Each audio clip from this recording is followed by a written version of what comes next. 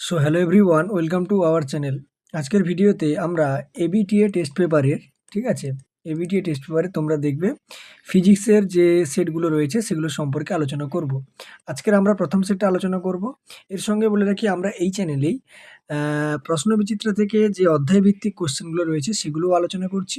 সেগুলো যদি তোমরা না দেখে থাকো তাহলে সেগুলো তোমরা দেখে আসতে পারো, ঠিক আছে। দেখো, আজকে যেটা ফার্স্ট কোশ্চেন আমাদেরকে বলছে, ফার্স্ট কোশ্চেনটা কি বলা হচ্ছে? ফার্স্ট কোশ্চেন আমাদেরকে বলছে যে হচ্ছে একের দাগে যেটা কোশ্চেন বলছে যে কিউ আধান বিশিষ্ট একটি তৈলবিন্দুর ভর কত এম, ঠিক আছে। কত তড়িৎ ক্ষেত্র প্রাবল্যের তড়িৎ ক্ষেত্রে ওই তৈলবিন্দুটি সাম্যাবস্থায় থাকবে। দেখো, এটা করার জন্য আমাদের যে ফর্মুলাটা ইউজ করতে হবে সেটা একটু বলে দিই। প্রথম কথা, দেখো মনে করো যে এখানটাতে আমার এই তৈলবিন্দুটা আছে, ঠিক আছে। এখানটাতে আমার কি রয়েছে? তৈলবিন্দুটা আছে, ঠিক আছে। তাহলে এখানে যদি এই তৈলবিন্দুটা থাকে, ধরো মনে করো এখানটাতে আমার তৈলবিন্দুটা আছে। তৈলবিন্দুটা থাকলে, এক মিনিট, একটু সাইজটা আমি একটু ছোট করে দিই।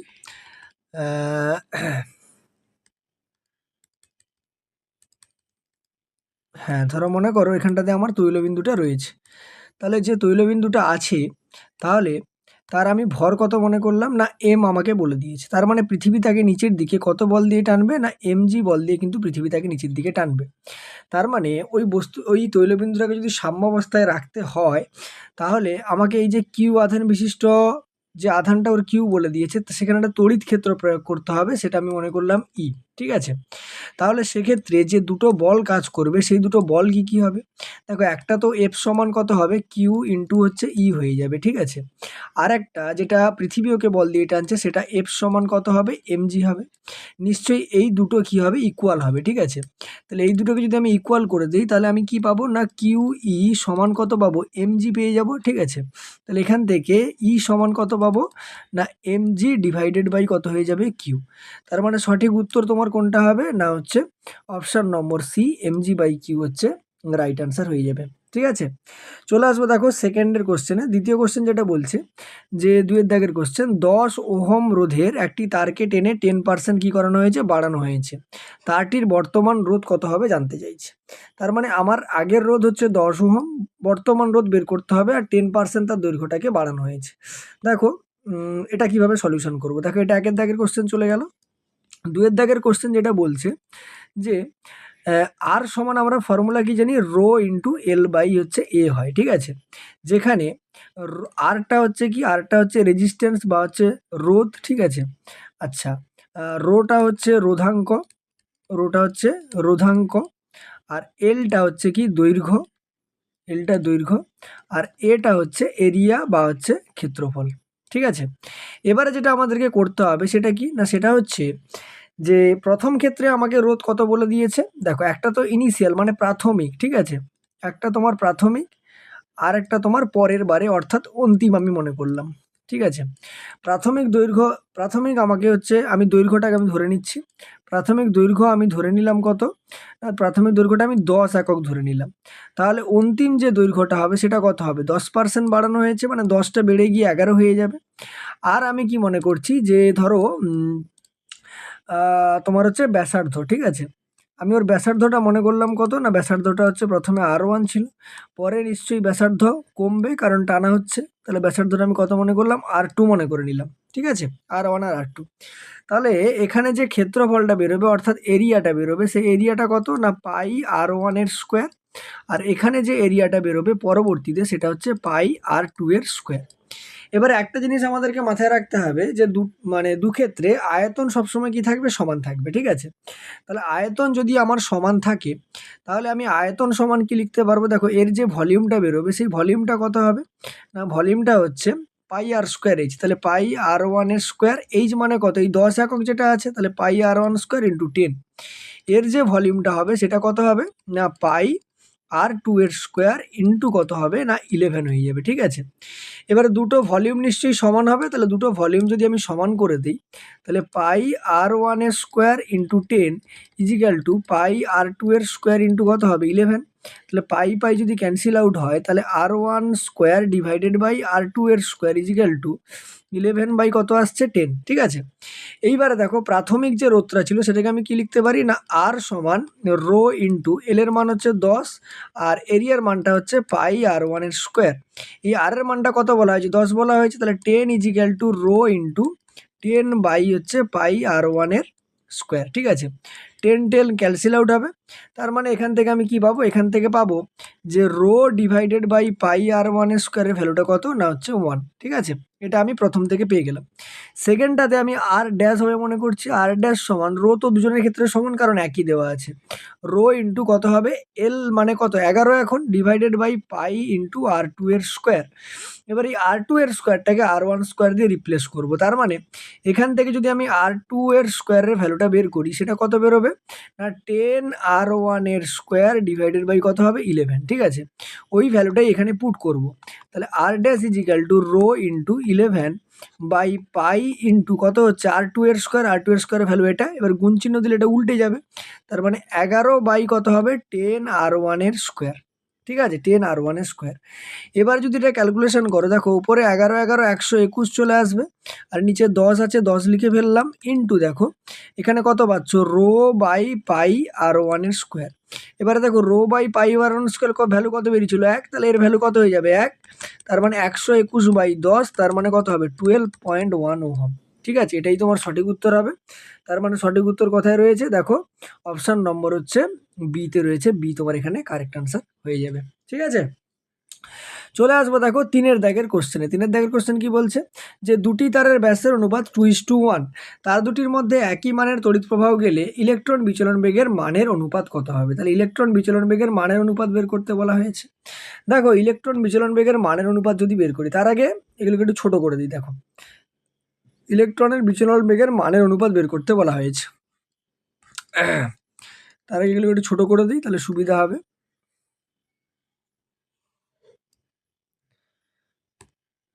এক মিনিট দাঁড়া ছোট করে দিই।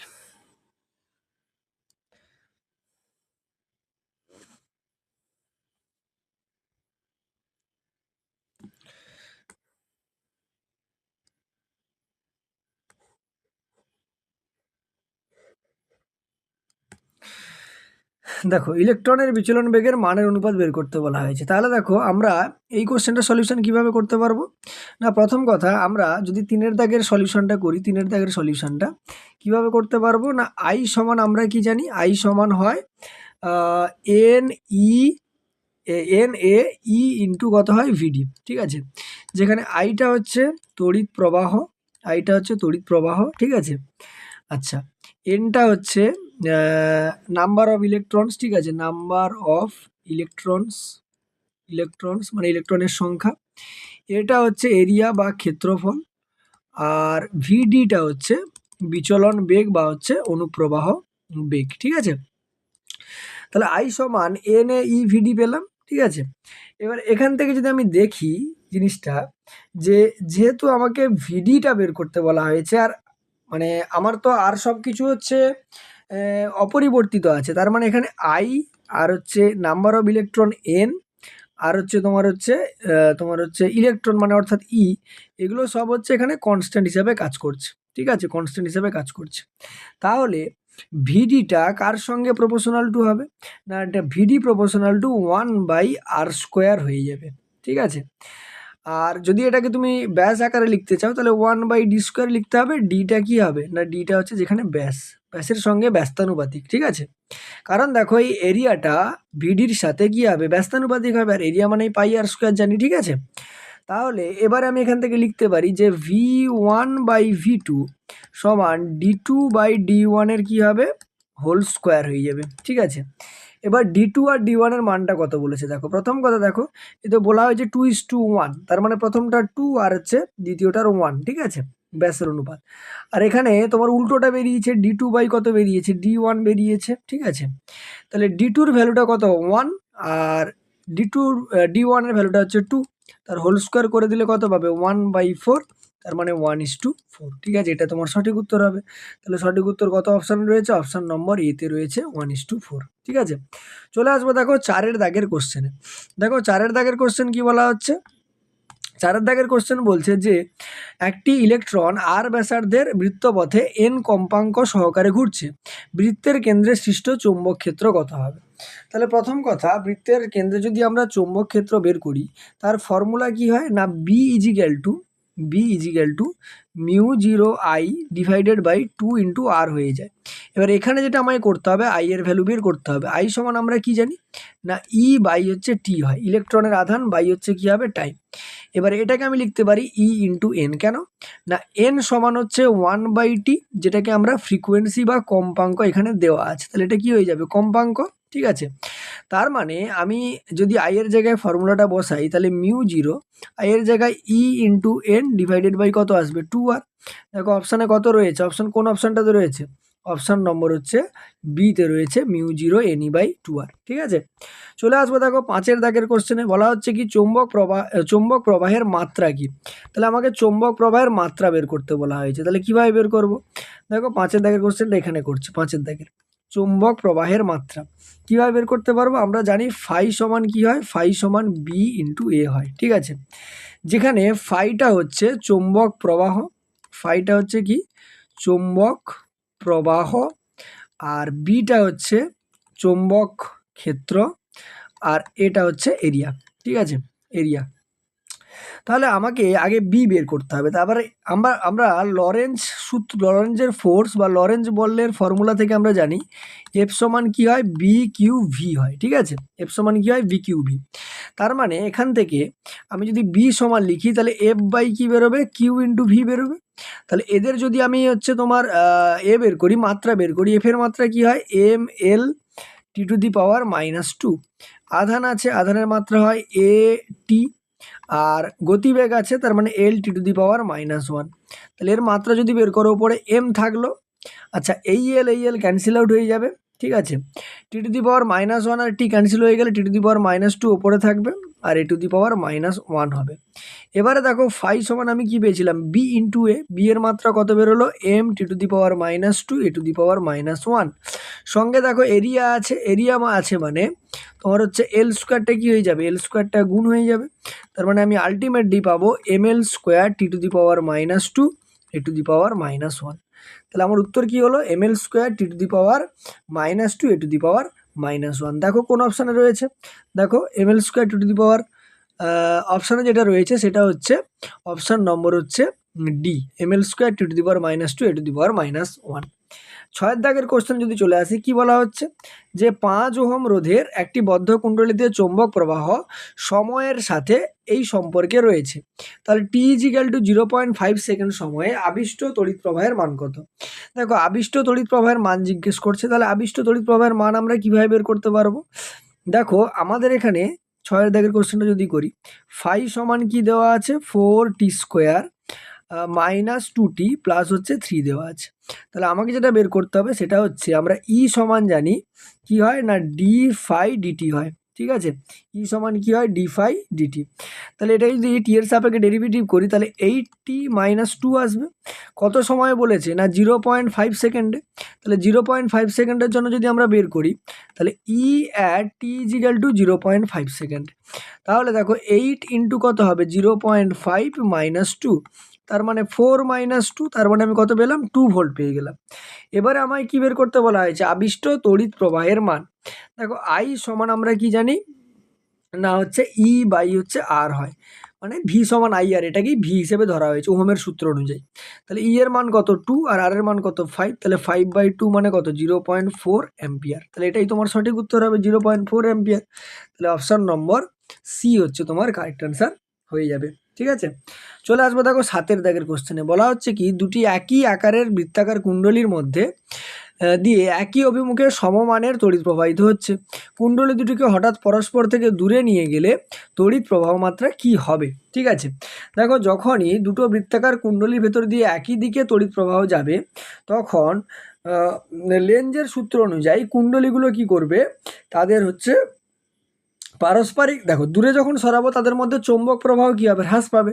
চৌম্বক প্রবাহ হ্রাস পেলে তারা সেই হ্রাসটাকে বাধা দেবে, বাধা দেওয়ার জন্য তারা কি করতে চাইবে বাধা দেওয়ার জন্য তারা কিন্তু ওই উভয় কুণ্ডলিতে তড়িৎ প্রবাহ কিন্তু বাড়াতে থাকবে। তারপরে অপশান এ তোমার সঠিক উত্তর কিন্তু হয়ে যাবে। ঠিক আছে, কোশ্চেন অর্থাৎ কোশ্চেন নম্বর 8 কি বলছে?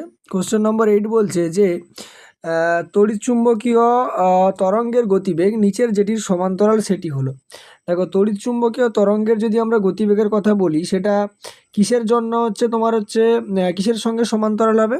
মনে রাখবে, সেটা হচ্ছে ই ক্রস বি এর সঙ্গে কি হয়, সমান্তরাল হয়ে যায়, ই ক্রস বি এর সঙ্গে। ঠিক আছে, কারণ দেখো তড়িৎ চুম্বকীয় তরঙ্গের গতিবেগ অর্থাৎ গতিবেগটাকে আমরা পয়েন্টিং ভেক্টর দিয়ে প্রকাশ করি। ওই পয়েন্টিং ভেক্টরটা সবসময় যে তড়িৎ ক্ষেত্র এবং চৌম্বক ক্ষেত্র রয়েছে তার ক্রস গুণফলের সঙ্গে একই দিকে হয়। ঠিক আছে, তার মানে অপশান বি তোমার এক্ষেত্রে সঠিক উত্তর হবে। তারপরে 9 থেকে যেটা বলছে, মিউ চৌম্বক ভেদ্যতা এবং এপসিলন তড়িৎ ভেদ্যতা সম্পন্ন কোনো মাধ্যমে তড়িৎ চুম্বকীয় তরঙ্গের বেগ কত হয়? দেখো, আমরা জানি বেগের ফর্মুলা 1/√r মিউ ইন্টু কি হয়ে যায়, এপসিলন। ঠিক আছে, অর্থাৎ সঠিক উত্তর হচ্ছে অপশান নম্বর ডি হচ্ছে তোমার এখানে সঠিক উত্তর হবে। 10 দাগের কোশ্চেন কি বলছে যে E/B এর সমমাত্রা সম্পন্ন রাশিটি কি? তাহলে E/B এর কথা বলা হচ্ছে। দেখো, E/B যদি আমরা লিখি যে E/B, তার মানে তড়িৎ ক্ষেত্র বাই হচ্ছে চৌম্বক ক্ষেত্র।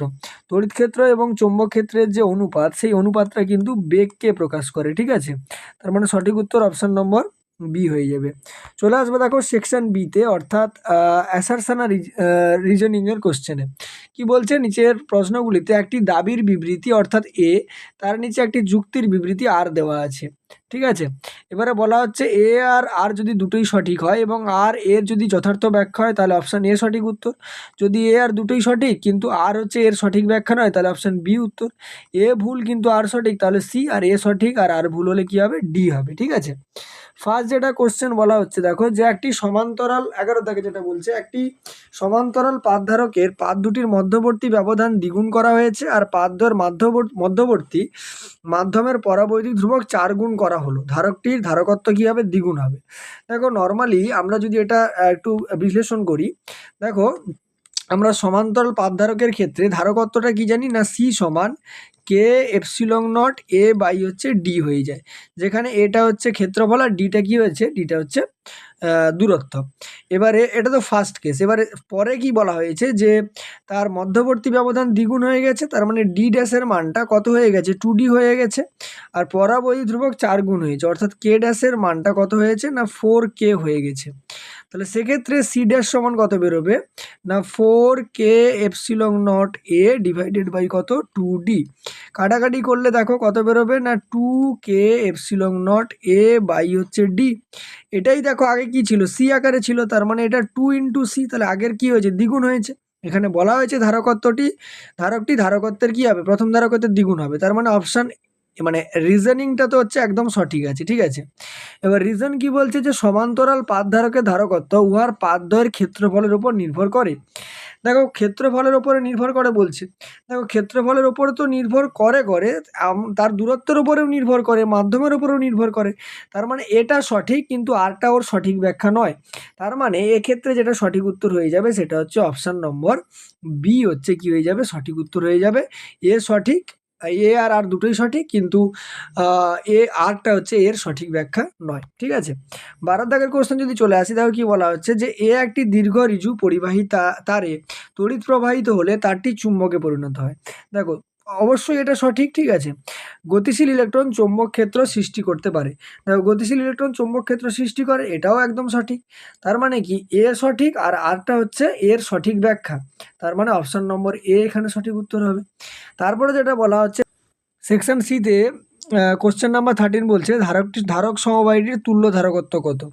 দেখো, এই ছবিটাকে যদি আমি একটু সিম্পলিফাই করি, তাহলে এটা আমার এ পয়েন্ট।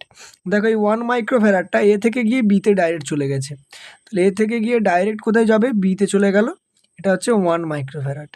আর এই 4 মাইক্রোফ্যারাড আর এই যে 4 আর এই যে 4 পুরো সিরিজে কানেক্টেড আছে, তাহলে পরপর 3টে লাগিয়ে দেবো কোথায় না সিরিজে, সব 4 করে, 4 এটা 4 এটা 4, আর এই 2টা দেখো দুটো 4-এর মাঝখানে রয়েছে, তার মানে এটাকে আমি এইভাবে লাগাতে পারি, এটা হচ্ছে 2।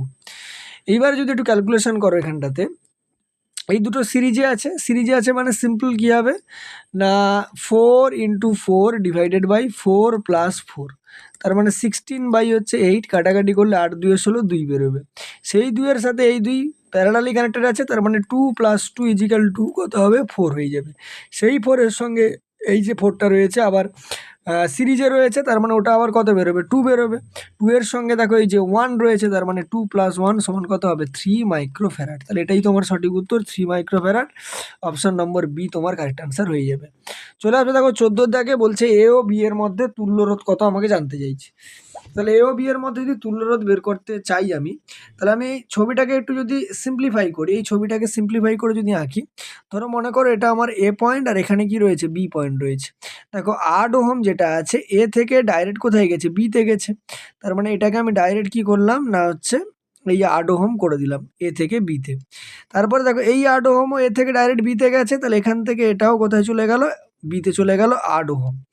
আর এই যে যেটা এ থেকে বিতে গেছে 2 আর 6, তার মানে এখানে একটা রয়েছে 2 আর এখানে একটা কত রয়েছে 6, একটা 2 আর একটা কত 6, মাঝখানেও 2 আর 6 রয়েছে, তার মানে এখানেও 2 আর এখানেও কত রয়েছে 6, 2 আর 6। তাহলে দেখো যেগুলো সিরিজে আছে অর্থাৎ এই যে অংশগুলো 6 আর 2 মিলে কত হবে 8 হয়ে যাবে, এও 6 আর 2 মিলে 8 হয়ে যাবে। এবারে এই 8 এই চারটে 8 কিসে রয়েছে প্যারালালি রয়েছে, তার মানে 1/r সমান লিখতে পারি 1/8 + 1/8 + 1/8 + 1/8, তার মানে 4/8, তার মানে 1/2, তার মানে r সমান কত বেরোবে 2 ওহম। তাহলে সঠিক উত্তর কত হবে অপশন সি 2 হচ্ছে সঠিক উত্তর হয়ে যাবে। ঠিক আছে, তাহলে এই গেল হচ্ছে আমাদের 14 দাগের কোশ্চেন।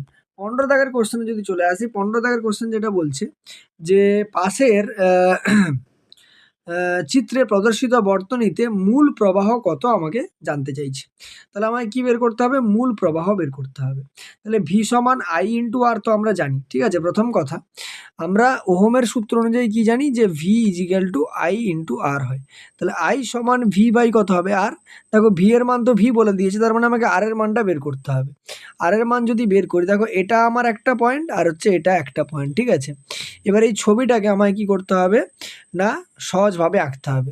তার আগে যদি দেখি আমরা একটা হুইস্টন ব্রিজের গঠন আসছে, দেখো 8 আর 4-এর, ঠিক আছে, 8 আর 4-এর যদি আমরা অনুপাত বের করি, তাহলে কত বেরোবে 2:1 বেরোবে। এখানটাতে 4 আর 2-এরও কত বেরোবে 2:1, তার মানে এই 4 ওহমের কোনো কাজ নেই, একে আমি বাদ দিয়ে দেবো। তাহলে এটা যদি সিরিজে আছে মানে 8 আর 4 মিলে কত হবে 12, আর এখানটা 4 আর 2 মিলে কত হবে 6। দুটো এবারে কিসে রয়েছে, দুটো এবার হচ্ছে তোমার প্যারালালি কানেক্টেড রয়েছে, তার মানে 12 গুণিতক আর সমান যেটা বেরোবে 12 গুণিতক 6 ডিভাইডেড বাই 6 + 12, তার মানে 12 × 6 বাই কত হবে 18, 6 × 3 = 18, 3 × 4 = 12, আর এর মান কত বেরিয়ে গেল 4। তাহলে আই সমান ভি বাই কত হয়ে যাবে 4 হয়ে যাবে।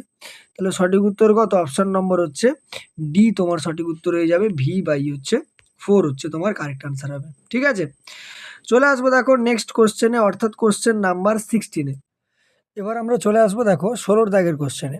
দেখো 16 দাগের কোশ্চেন কি বলছে যে বর্তনীতে সংযুক্ত অ্যামিটারের পার্ট কত হবে। এবার ছবিটা যদি ভালো করে দেখো, দেখো ওপরে 2 ওহম আছে, নিচে 2 ওহম আছে, প্রত্যেকটাতে 2 ওহম করে। যদিও অ্যামিটারের কারেন্টটা এই যে ভোল্ট কারেন্টটা এই পথ দিয়ে গিয়ে এই পথ দিয়ে রিটার্ন করে পুনরায় আবার এই পথেই চলে আসবে, ঠিক আছে। তাহলে এই যে 2 ওহম আর 2 ওহম সিরিজে রয়েছে, তার মানে আর ইকুইভ্যালেন্ট যেটা হবে সেটা কত হবে না 2 + 2 অর্থাৎ কত 4 ওহম, ঠিক আছে। আমরা ভি সমান আই ইন্টু আর জানি, তাহলে আই সমান কত পাবো না ভি বাই হচ্ছে আর। ভি এর মান কত দেখো 2 ভোল্ট দেওয়া আছে, তাহলে 2 ডিভাইডেড বাই 4, কাটাকাটি করলে 2 একে 2, 2 2 4, তার মানে হাফ, ঠিক আছে, হাফ অ্যাম্পিয়ার তোমার সঠিক উত্তর হয়ে যাবে। তাহলে অপশান নম্বর এ হচ্ছে কারেক্ট আনসার।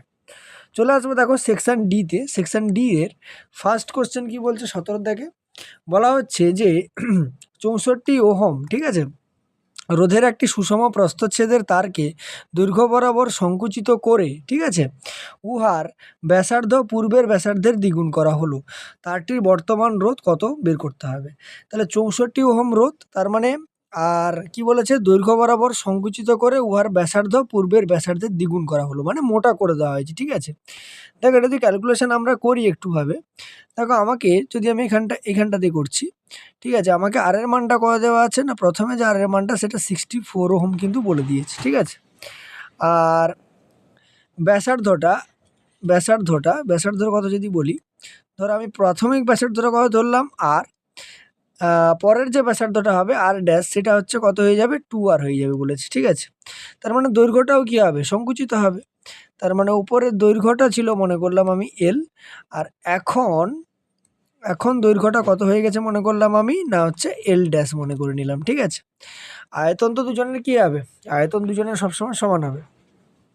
তাহলে আয়তনের সূত্র কি হয় না, পাই আর স্কোয়ার ইন্টু দৈর্ঘ্যটা কত আছে এল, সমান দেখো পাই 2r এর হোল স্কোয়ার ইন্টু কত হবে এল ড্যাশ। এবার এটাকে তুমি যদি ক্যালকুলেশন করো, দেখো পাই আর পাই কী হবে, ক্যান্সেল আউট হবে। আর তাহলে আর স্কোয়ার এল সমান 4r স্কোয়ার এল ড্যাশ। ঠিক আছে, কী হবে এল ড্যাশ, দেখো এটা একটু লিখে ফেলি, এটা হচ্ছে এল ড্যাশ হবে। ঠিক আছে, এটা তোমার এল ড্যাশ হবে, এটা হয়ে যাবে এল ড্যাশ। ঠিক আছে, তাহলে দেখো এখান থেকে আমরা কি পাচ্ছি না, আর স্কোয়ার ক্যান্সেল হলো, এল ড্যাশ সমান এল বাই কত পেয়ে গেলাম 4। ঠিক আছে, এবারে প্রাথমিক দৈর্ঘ্যটা যদি আমরা লিখে ফেলি, প্রাথমিক রোধের যে ফর্মুলাটা হয় সেটা কি না, প্রাথমিক রোধের যে ফর্মুলাটা হয় আর সমান rho into L by pi r এর স্কোয়ার। এই ভ্যালুটাই কত দেওয়া আছে, 64 দেওয়া আছে। পরের ক্ষেত্রে যেটা হবে আর ড্যাশ সমান rho into L dash by pi into 2r এর হোল স্কোয়ার হয়ে যাবে। তার মানে রো ইন্টু এল ড্যাশ মানে এল বাই 4 পেলাম, তাহলে L by 4 divided by pi into 4r এর স্কোয়ার। ঠিক আছে, এটা যদি ক্যালকুলেশন করি, দেখো রো থাকলো এল বাই 4 ইন্টু এটা উল্টে যাবে, তার মানে 1 divided by pi into 4r এর স্কোয়ার। ঠিক আছে, এইবার দেখো এটা যদি আমি ক্যালকুলেশন করি, কি দেখতে পাবো না, rho into L by pi R square রেখে দিলাম, ইন্টু দেখো নিচে 4 আর 4 গুণ হয়ে 1/16 আসবে। এবার এই ভ্যালুটাই আগে তোমার কত দেওয়া ছিল 64, তাহলে ওই ভ্যালুটা যদি এখানে বসিয়ে দিই, তাহলে 64 ইন্টু 1/16 হয়ে যাবে, তাহলে 16 4 64, তার মানে 4 ওহম তোমার সঠিক উত্তর হয়ে যাবে। ঠিক আছে, তার মানে সঠিক উত্তর কত হবে, অপশান নম্বর ডি তোমার হচ্ছে সঠিক উত্তর হয়ে যাবে 4 ওহম। ঠিক আছে, চলে আসবে দেখো 18 দাগের কোশ্চেনে কি বলছে। 18 দাগের কোশ্চেন বলছে, একটি তড়িৎ কোষকে একটি পোটেনশিওমিটারে যুক্ত করে নিষ্পন্দ বিন্দু পাওয়া গেল 65 সেন্টিমিটার দৈর্ঘ্যে। অপর একটি কোষের ক্ষেত্রে নিষ্পন্দ বিন্দু পাওয়া যায় 60 সেন্টিমিটার দৈর্ঘ্যে। কোষ দুটির তড়িৎচালক বলের পার্থক্য কত, 1 ভোল্ট। প্রথম তড়িৎ কোষটির তড়িৎচালক বল কত বের করতে বলা হয়েছে। ঠিক আছে, দেখো পোটেনশিওমিটারের নীতি যদি আমরা ব্যবহার করি, ঠিক আছে, এটা এখানে করছি, পোটেনশিওমিটারের নীতি যদি আমরা ব্যবহার করি, তাহলে আমরা জানি পোটেনশিওমিটারের ক্ষেত্রে যে তড়িৎচালক বলটা দৈর্ঘ্যের সঙ্গে কী হয়, সমানুপাতিক। তার মানে এটাকে আমি লিখতে পারি ই সমান কে ইন্টু এল লিখতে পারি। এবার প্রথম কোষের জন্য E1 সমান কে ইন্টু কত পাওয়া গেছে, 65 পাওয়া গেছে, তাহলে 65। আর দ্বিতীয়টার জন্য E2 সমান কে ইন্টু কত না হচ্ছে 60 সেন্টিমিটারে পাওয়া গেছে, তাহলে কে ইন্টু 60। দুটোর পার্থক্য 1 ভোল্ট বলা হয়েছে, তার মানে E1 minus E2 is equal two কত না 1। তাহলে এটাকে যদি আমি একটু ক্যালকুলেশন করে ফেলি, দেখো E1 আর E2 মানটা 1 বলে দিয়েছে, E1 এর মান কত কে ইন্টু 60, কেটা কমন নিয়ে নিলাম, তাহলে 65 বিয়োগ কত থাকবে 60 ইজিক্যাল টু 1। এখান থেকে কে সমান কত পেয়ে যাব 1/5। এবারে প্রথম কোশ্চেন আমাকে জিজ্ঞেস করছে, তাহলে প্রথম কোষ মানে এটা, তাহলে এখানে যদি ভ্যালুটা পুট করি আমি, E1 সমান কে এর ভ্যালু 1/5 ইন্টু কত হচ্ছে 65, তাহলে 5 13 65, তাহলে কত হয়ে যাবে 13 ভোল্ট। তাহলে সঠিক উত্তর কত হয়ে যাবে 13 ভোল্ট। অপশান নম্বর কত হবে, অপশান নম্বর সি তোমার এক্ষেত্রে সঠিক উত্তর হয়ে যাবে অপশান সি। ঠিক আছে, চলে আসবে দেখো 19 দাগের কোশ্চেন। 19 দাগের কোশ্চেন কি বলছে, যে একটি 12 ওহম রোধককে চলকুণ্ডলী গ্যালভানোমিটারের বর্তনীতে যুক্ত করলে গ্যালভানোমিটারের বিক্ষেপ 50 ঘর থেকে কমে 10 ঘর হয়। গ্যালভানোমিটারের রোধ কত আমাকে বের করতে বলা হয়েছে। ঠিক আছে, তাহলে গ্যালভানোমিটারের রোধ আমাকে বের করতে হবে। আচ্ছা, এই যে 12 ওহমের কথা বলা হচ্ছে, এটাই কিন্তু তোমার এক্ষেত্রে শান্ট হিসাবে কাজ করবে। ঠিক আছে, শান্ট হিসাবে কাজ করবে। তাহলে দেখো এটা যদি আমি এখানে করি তাহলে শান্টের মানটা কত না হচ্ছে 12 ওহম, ঠিক আছে। এইবারে দেখো বিক্ষেপটা 50 ঘর থেকে কমে কোথায় এসছে 10 ঘরে এসছে, ঠিক আছে। তার মানে টোটাল যে কারেন্টটা হবে সেটা হচ্ছে কত 50 ইউনিট, আর আইজির যে ভ্যালুটা হবে সেটা কত না 10 ইউনিট, ঠিক আছে। এবারে আমরা যে ফর্মুলাটা জানি আইজি সমান আই ইন্টু কত হয় এস বাই হচ্ছে এস প্লাস জি হয়ে যায়, ঠিক আছে। তাহলে এখানে যদি ভ্যালুগুলো বসাই আইজির ভ্যালু কত পাওয়া গেছে, আইজির ভ্যালু হচ্ছে 10, তাহলে 10 ইজিক্যাল টু 50 ইন্টু এসের মান 12 বাই 12 প্লাস কী হবে জি। তাহলে ক্যালকুলেশন করে আমাকে জি এর ভ্যালুটা কী করতে হবে বের করতে হবে। তাহলে এখানে যদি আমি ক্যালকুলেশন করি দেখো এখান থেকে আমি কি পাবো, দেখো একটা জিরো আর একটা জিরো ক্যান্সেল আউট হলো, কোনাকোনি যদি গুণ করে দাও তাহলে 12 প্লাস জি ইজিক্যাল টু 12 5 60, এখান থেকে জি সমান হচ্ছে 60 মাইনাস 12 আসবে, তার মানে 48 চলে আসবে। তার মানে এর রোধটা কত পাওয়া গেল না 48 ওহম, ঠিক আছে। অর্থাৎ সঠিক উত্তর অপশন নম্বর এ তোমার কারেক্ট অ্যান্সার হয়ে যাবে, ঠিক আছে।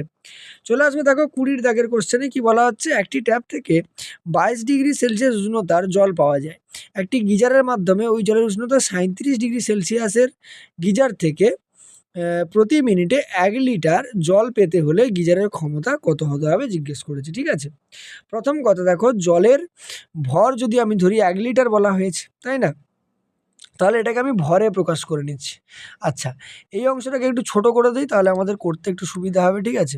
এই অংশটাকে আমরা একটু ছোট করে দিচ্ছি, ঠিক আছে।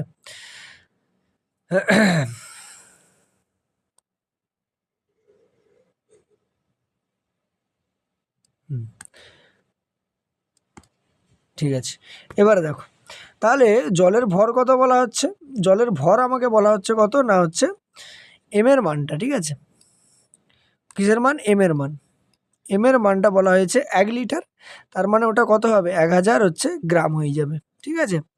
আচ্ছা সময় কত বলা হয়েছে, সময় বলা হয়েছে দেখো যে 1 মিনিট বলা হয়েছে, তার মানে সেকেন্ডে প্রকাশ করতে হবে, তাহলে টি ইজিক্যাল টু 60 সেকেন্ড হয়ে যাবে, ঠিক আছে।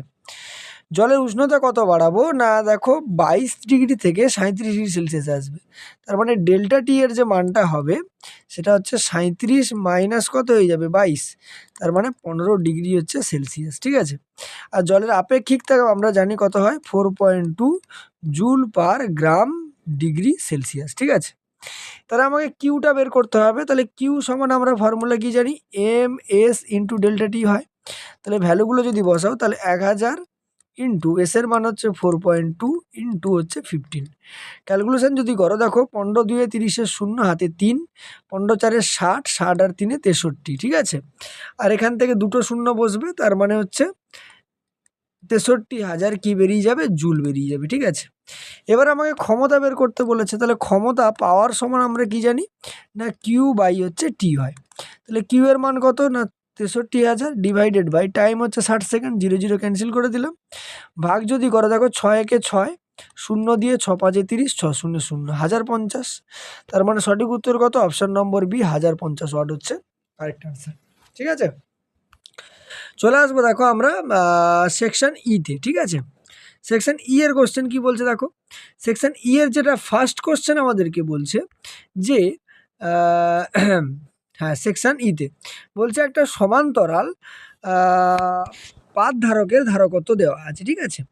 সমান্তরাল পাতধারকের ধারকত্ব কি বলা হয়েছে পাতদ্বয়ের ক্ষেত্রফল, আর হচ্ছে পাতদ্বয়ের ব্যবধান ও মধ্যবর্তী ব্যবধান মাধ্যমের ওপর নির্ভর করে।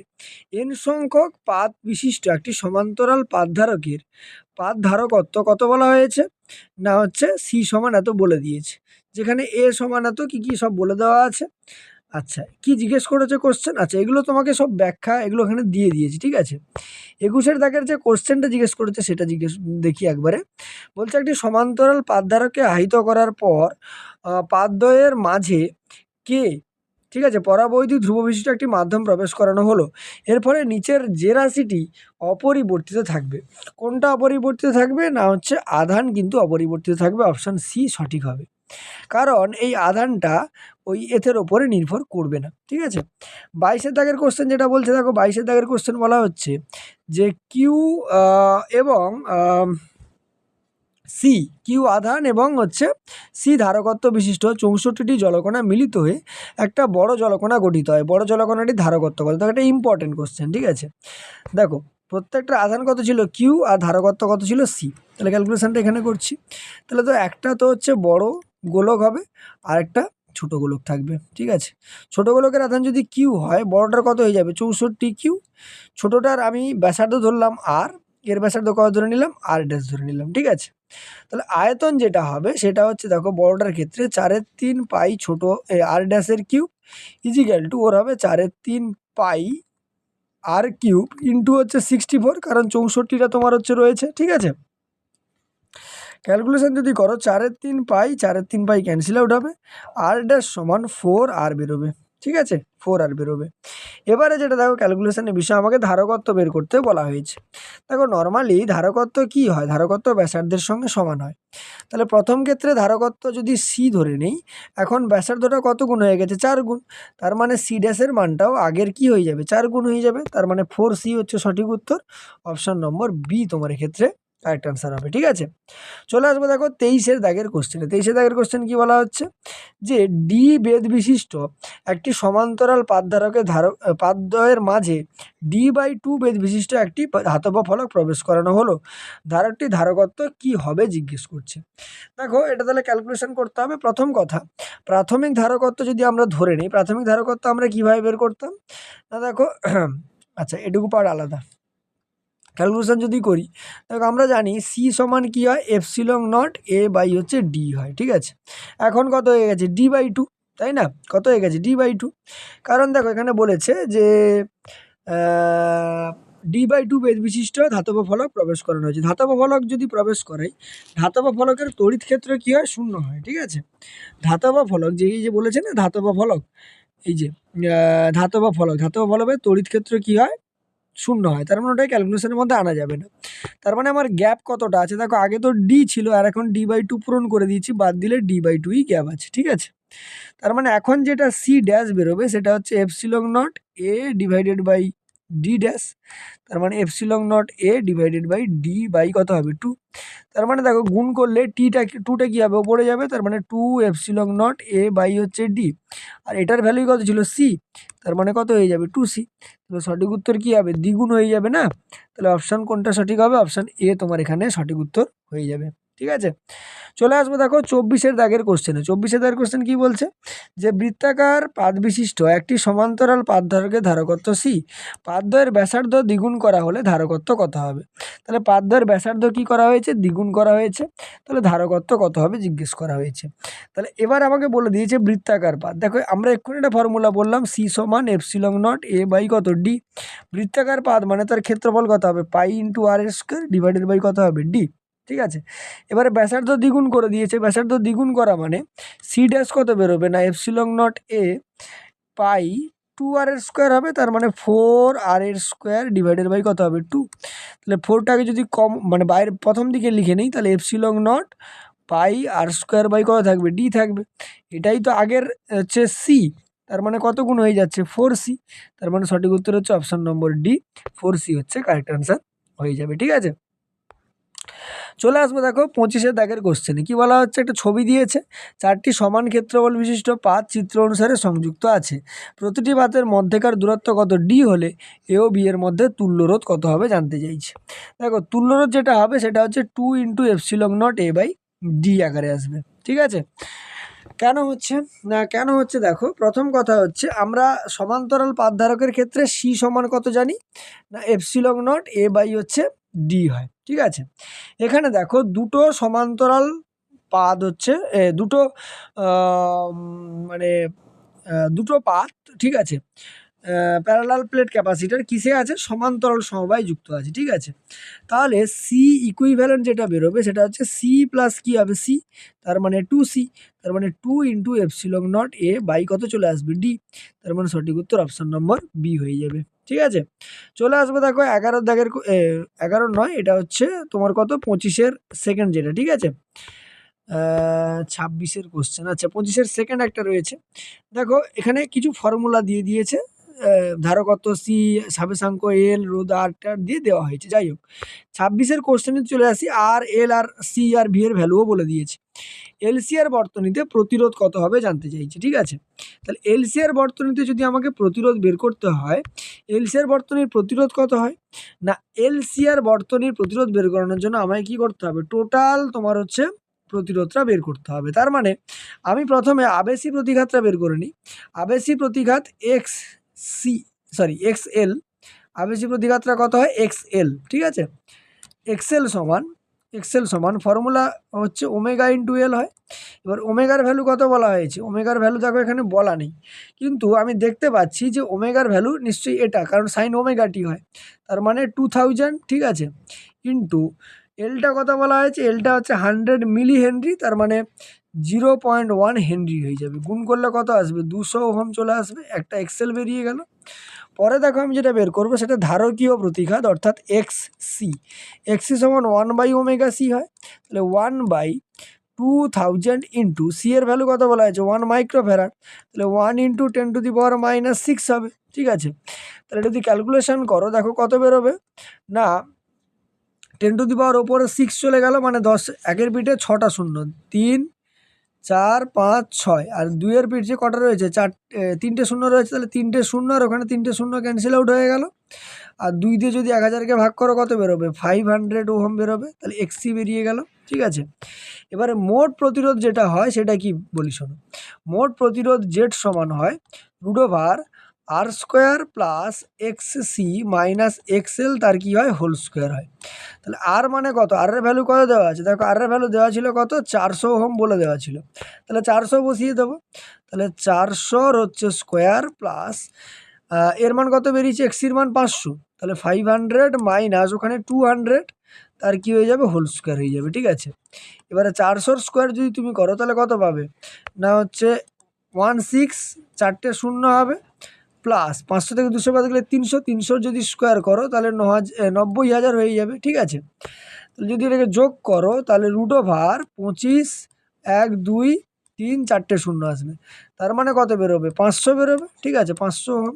তার মানে সঠিক উত্তর কত হবে 500 ওহম, ঠিক আছে।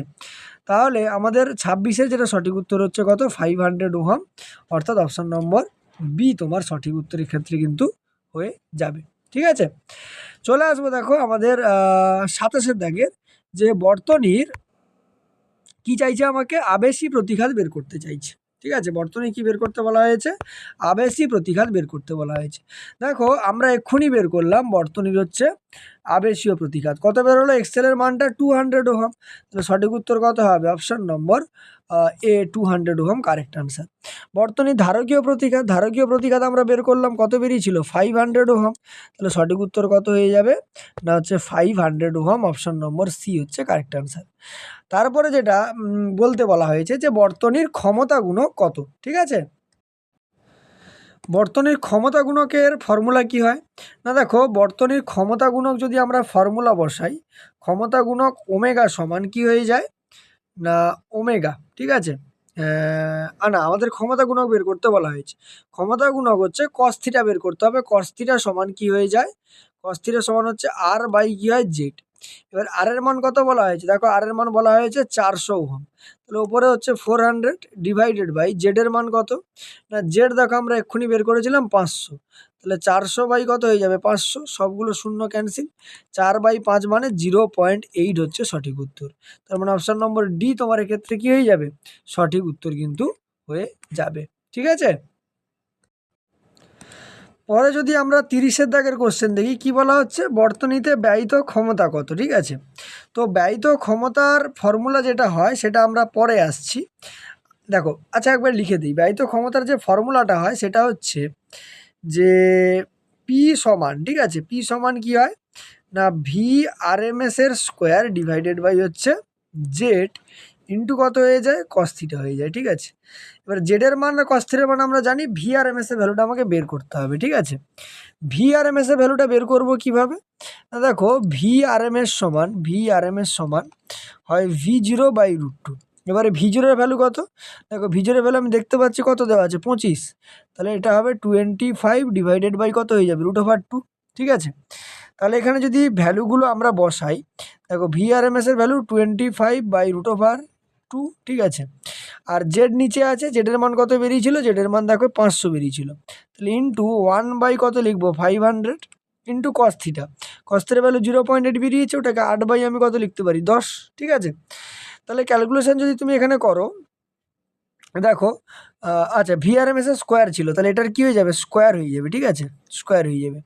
দেখো প্রথম কথা 25-এর স্কোয়ার কত হবে, 625 ডিভাইডেড বাই √2 এর স্কোয়ার 2 ইন্টু কত হবে 8 ডিভাইডেড বাই 5000 করে দিলাম। 500 ইন্টু 10 ছিল, ওটাকে 5000 করে দিলাম, ঠিক আছে। কাটাকাটি যদি করো, দেখো 25 2 50, 25 0 0, 25 0 0, 25 25 কত হয় 625, তাহলে 25 8 200, 8 8 কেটে গেল, তাহলে 1/2 মানে কত 0.5 ওয়াট, ঠিক আছে। তাহলে সঠিক উত্তর কত হয়ে যাবে, 0.5 ওয়াট, অর্থাৎ অপশন নম্বর এ তোমার এক্ষেত্রে কারেক্ট আনসার কিন্তু হয়ে যাবে, ঠিক আছে। চলে আসবো দেখো সেকশন এফ, ঠিক আছে। সেকশন এফ এর কোশ্চেন কি বলছে, সেকশন এফ এ বলছে যে বাম স্তম্ভের সাথে ডান স্তম্ভের সঠিক বিকল্পটি বেছে নিয়ে আমাকে লিখতে বলা হয়েছে, ঠিক আছে। তাহলে বেছে নিয়ে লিখবো কিভাবে, দেখা যাক। দেখো যদি আমরা ছকটা দেখি, দেখো বেশ কিছু হচ্ছে, একটু ছোট করে নেই, হ্যাঁ, বেশ কিছু হচ্ছে চিত্র দেওয়া আছে, আর এপাশে বেশ কিছু হচ্ছে চৌম্বক ক্ষেত্রের মান দেওয়া আছে, ঠিক আছে। তো আমরা মেলাবো কিভাবে, প্রথম কথা দেখো এখানে দেখো একটা অর্ধবৃত্ত রয়েছে না, একটা অর্ধবৃত্ত রয়েছে যার ব্যাসার্ধ কত রয়েছে আর, ঠিক আছে। তাহলে প্রথমে আমরা পূর্ণবৃত্তের জন্য দেখি, পূর্ণবৃত্তের যেটা হয় সেটা হচ্ছে μ0I/2r হয়, ঠিক আছে। μ0I কত হয়, 2r হয়। তার মানে বি থেকে কত চলে আসবে, ডাব্লু, ঠিক আছে। μ0I কত, 2r, ঠিক আছে, বোঝা গেল। এবারে দেখো সরল তার যদি আমরা দেখি, ঠিক আছে, বা ধরো এটা দেখে নিলাম যে এটা ধরো এটা 4 ভাগের ক ভাগ, এটা এটা ক ভাগ, 4 ভাগের হচ্ছে 3 ভাগ হয়ে যাবে, তাই না। 4 ভাগের কত ভাগ হয়ে যাবে, 3 ভাগ। তাহলে তোমার হচ্ছে, আচ্ছা যদি আমি তোমার অর্ধবৃত্তেরও দেখি, অর্ধবৃত্তের কী হয়, অর্ধবৃত্তের 3μ0, আচ্ছা আমি পাশে লিখে দিচ্ছি, এটা হয়ে যায় 3μ0I কত হয়ে যায়, 8r হয়ে যায়। তার মানে এখান থেকে দেখো কোথায় আসবে, এখান থেকে হচ্ছে এই ভিতে চলে আসবে, ঠিক আছে। এটা তো ডব্লু বলে দিলাম। সি থেকে দেখো, সি এর যেটা দিয়েছে 4 ভাগের 1 ভাগ, ওটা μ0I ডিভাইডেড বাই 8r হয়। তার মানে এখান থেকে যাবে পিতে, ঠিক আছে। আর পরেরটা যদি দেখি, এটা 4 ভাগের 3 ভাগ দেওয়া আছে, এটার যেটা ভ্যালু হয় সেটা হচ্ছে μ0I/4r, ঠিক আছে। তার মানে এখান থেকে কততে যাবে, টিতে যাবে। আর লাস্টেরটা যদি দেখি π/4 কোণ তৈরি করছে, এটার হবে μ0I/16r, তার মানে হচ্ছে অপশন আরে যাবে, ঠিক আছে। তাহলে এই পর্যন্ত তোমাকে মিলিয়ে দেওয়া হলো, এগুলো তুমি ক্যালকুলেশন করতেও পারো, নিয়ম আছে, বের করানো যেতে পারে, ঠিক আছে। আচ্ছা, তার মানে দেখো 31-এর ক্ষেত্রে যদি আমরা দেখি, 31-এর যেটা সঠিক বিকল্প রয়েছে, দেখো এখান থেকে মিলিয়ে তোমাকে লিখতে হবে, ঠিক আছে। একটু আমি ছোট করে নিই, দেখো একটু ছোট করে নিলাম, এই, ঠিক আছে। 31-এ দেখো দেখো আর বলেছে, এ থেকে আর, দেখো আছে কি এ থেকে আর, তার মানে ওটা তো হবে না। তার মানে 31-এ যেটা হবে, এর সঠিক বিকল্প কি হচ্ছে, ভি বেরোচ্ছে। তার মানে অপশান নম্বর এখানে অপশানেই নেই, ঠিক আছে, ঠিক আছে, আমি দেখছি। 32-এ যেটা হবে, বি এর সঠিক বিকল্প কি হবে, ডাব্লিউ হয়ে যাবে। দেখো বি থেকে কোথায় এসছে, ডাব্লিউতে এসছে, তার মানে এটাও সঠিক, ঠিক আছে। আর 33-এ যেটা হবে, সি এর সঠিক বিকল্প, সি এর সঠিক বিকল্প কি বেরিয়েছিল, পি বেরিয়েছিল, তাহলে পি হয়ে যাবে। ডি এর সঠিক বিকল্প, ডি এর সঠিক বিকল্প কি বেরিয়েছিল, না টি বেরিয়েছিল, তার মানে হচ্ছে টি হয়ে যাবে। ই এর সঠিক বিকল্প, ই এর সঠিক বিকল্প আর বেরিয়েছিল, তাহলে আর হয়ে যাবে। কিন্তু দেখো 31-এ এর সঠিক বিকল্প যেটা হবে সাধারণত এটা হচ্ছে ভি হবে, ঠিক আছে। এখানে কোনো একটা প্রিন্টিং মিস্টেক থাকতে পারে, এটা কি হয়ে যাবে না হচ্ছে ভি হবে, অপশন কি হয়ে যাবে, ভি হয়ে যাবে, বোঝা গেল। তাহলে এ পর্যন্ত আমরা 35টা কোশ্চেন আলোচনা করে ফেললাম। পরবর্তী ভিডিওতে আমরা এরকম পরের সেটগুলো সম্পর্কে আলোচনা করব ডিটেলসে। এছাড়াও বলে রাখি, আমরা রায় মার্টিনের যে প্রশ্নবিত্রা রয়েছে সেখান থেকেও চ্যাপ্টার ওয়াইজ কোশ্চেনগুলো আলোচনা করছি। তার ভিডিওগুলো যদি তোমরা না দেখে থাকো তাহলে চ্যানেলে আপলোড করা আছে, দেখতে পারো। দেখা হবে পরের ভিডিওতে, চলো টাটা।